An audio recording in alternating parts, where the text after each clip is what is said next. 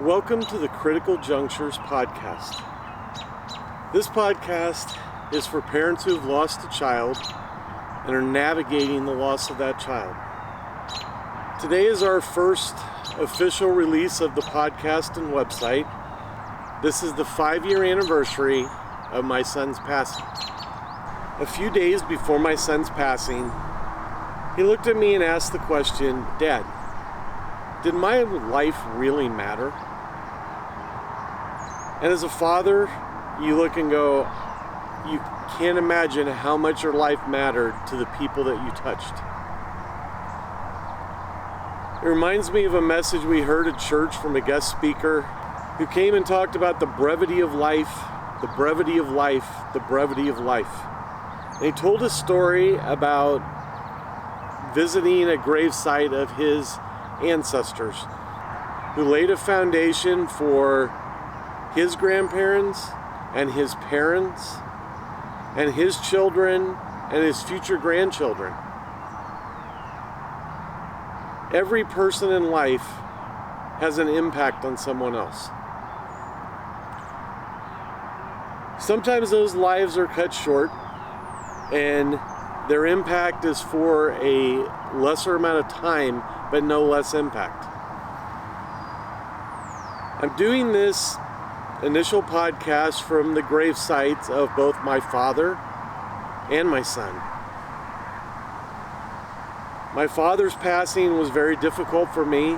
He'd been involved in every aspect of my life, every major event that I had, he was there for it. But that's the natural progression. Children bury parents. It shouldn't be that parents bury children. But the reality of life is that does happen. And it happens more often than we'd like to believe. There's a number of stories that we're going to be sharing on the podcast of parents who have lost children. They've lost them through accidents. They've lost them through drug overdoses. They've lost them through medical conditions, through cancer, similar to Richie's loss. They've lost them to suicide. They've lost them in war. Lost them in criminal acts where they were murdered. All of those losses are incredibly traumatic. But the grief is a similar grief shared by all parents who have lost a child. Losing a child does not make a difference if you're wealthy, poor, middle class, if you have the greatest job in the world, or if you don't have a job. It doesn't matter economic status. It doesn't matter all of the fortunate things or unfortunate things that have happened in a life. When that death comes to a child, it's a grief that's enduring that every parent goes through. My hope in this podcast is that we can share through the stories and shared experiences of others who have gone through it, ways that help you understand that you're not alone in it. A lot of times, death of a child is very isolating. When the child's lost, there's a lot of people there that are supporting you. They're there for comfort. They're there to celebrate the life with you and share in your emotion and support.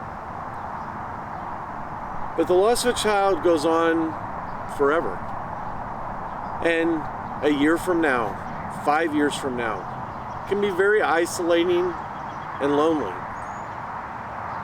There's parents that 20 years removed from the loss of a child still struggle to talk about it. Don't want anyone to ask. They want to it's not about not remembering their child, but that pain is still so powerful in their life that it can be overwhelming. There's other parents you'll see that have taken that grief and turned it into missions. Missions to eradicate pediatric cancer. Missions to eliminate fentanyl coming into the country. Missions to stop violence before it can happen. ones that can stop drugs from being shared in our communities that take lives. So all of these stories are each person's unique journey and each parent's unique journey. But the common thread for all of us is that grief never goes away. This week in our neighborhood, I saw celebrations of both high school and college graduations. There have been babies born, weddings happen, anniversary celebrations, even events that you remember for a long time with great, just positive memories. Indiana University getting to play my beloved Notre Dame for a playoff game. Basketball games, sporting events, events that happen in the world. They can take you back and give you a memory that's just very positive. One of the challenges with loss of a child is that grief can also take you back to that pain in an instant. One of the things we've really tried to do is learn how to celebrate the time we had with Richie, even though the grief is still very real and hurts. Yesterday we had a party for a couple of the grandkids celebrating the end of the school year and them moving to the next grades. Richie couldn't be a part of that. But we all had a discussion about Richie, and he was there with us in spirit. And though we never really can touch him again, that we can be with him in person, his indomitable spirit lives with us. And I'm sure many of you that have lost a child, the pain is for us. The pain resides with us. But there are ways, and there is hope of ways that you can manage that grief and really turn it into something that is very positive about your child. You'll still have the grief. It never goes away. It's really just how you manage it. So today I thought it was appropriate to do this initial kickoff podcast at Richie's gravesite, where his physical body is buried, but we know his spiritual body, his soul, his spirit, it still lives with us, and it's in a different place. So I hope you'll come along on this journey with us. We have a number of speakers lined up that speak to all ranges of this loss and sharing their stories.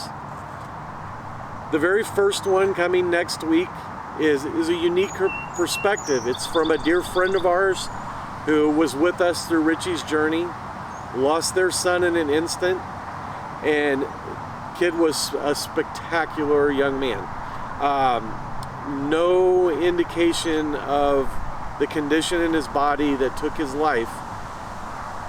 And you're going to hear from a unique perspective, and that his father is a psychiatrist, his mother's a pediatrician, and no way they could have known that this was going to happen. And their story is like a number of other ones that you'll hear that are coming, that have lost children to cancer, lost children to drug abuse, lost children in an accident, lost children to murders, lost children in war. All of us share that same grief. Again, the purpose of this podcast is to help those going through this with getting perspective of parents that are several years or more removed from the loss, and be able to look back in time and know that you go through that grieving process, but how can you change the dynamic of how you feel about the actual loss? We hope their stories will be inspirational, and their stories will give you hope that no matter what happened, you can't change the loss of that child. What you can change is how you live. We're going to have some people share that have incredible gifts of giving their time, empathy, being there for you in ways you didn't even know that they were there, and supporting you.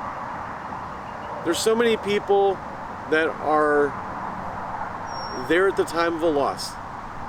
And I have to admit I'm one of them. I would be there when the loss happened. But it's very challenging a few years down the road to think of someone and go, let me just give them a call. Let me just take them a dinner. Let's just have a night out. Let's be there for how you're doing spiritually. How are you doing mentally? To stay that kind of engaged with it. So we're going to have some people come on that have those incredible gifts. And I would say that if you feel isolated and alone, there are people you can reach out to. For us, we have pastors, we have dear friends, we have family, people that are there always for you. There's some people that have not had the fortune of having those kind of close relationships.